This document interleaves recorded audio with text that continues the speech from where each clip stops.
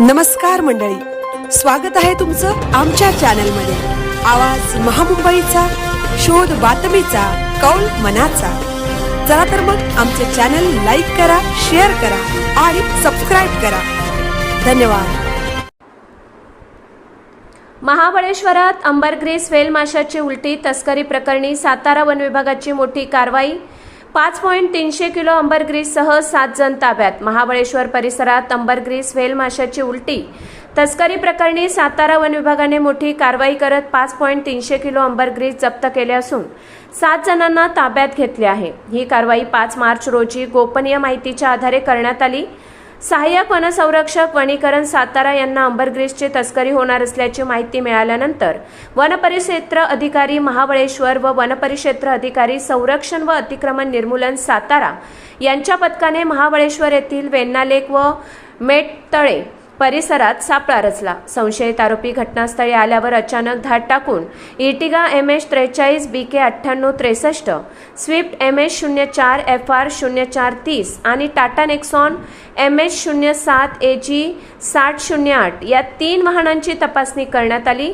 तपासणी दरम्यान 5.300 किलो अंबरग्रीस व इतर मुद्देमाल जप्त करण्यात आला। ताब्यात घेण्यात आलेल्या आरोपींमध्ये अतुल अशोक विश्वासराव राहणार ठाणे पश्चिम, आकाश श्यामसुंदर धुरी राहणार मालवण, एवझन क्लेमेंट फर्नांडिस राहणार मालवण, हितेंद्र मनोहर शेट्टे राहणार लालबाग परळ, कौस्तुभ मिलिंद प्रभू राहणार धनकवडी पुणे, मोहन हरिभाऊ पाटील राहणार भावेघर ठाणे, विल्सन झुंजे फर्नांडिस राहणार मालवण यांचा समावेश आहे। या प्रकरणी वनपरिक्षेत्र अधिकारी महाबळेश्वर यांनी वनगुन्हा क्रमांक 01/2026 नोंदवून आरोपींविरुद्ध वाईल्ड लाईफ प्रोटेक्शन ॲक्ट 1972 च्या कलम 2, 9, 39, 44, 48 अ व 51 अन्वये गुन्हा दाखल केला आहे। अंबरग्रीस हे स्पर्म व्हेल फायसेटर मॅक्रोसेफेलस या संरक्षित समुद्री सस्तन प्राण्याशी संबंधित असून ते वन्यजीव संरक्षण कायद्याच्या अनुसूची 1 मध्ये समाविष्ट आहे। त्याची खरेदी, विक्री, साठवणूक, वाहतूक अथवा व्यापार करणे हा दखलपात्र व अजामीनपात्र गुन्हा आहे। दोषी आढळल्यास 7 वर्षांपर्यंत कारावास व 5 लाख रुपयांपर्यंत दंडाची तरतूद आहे।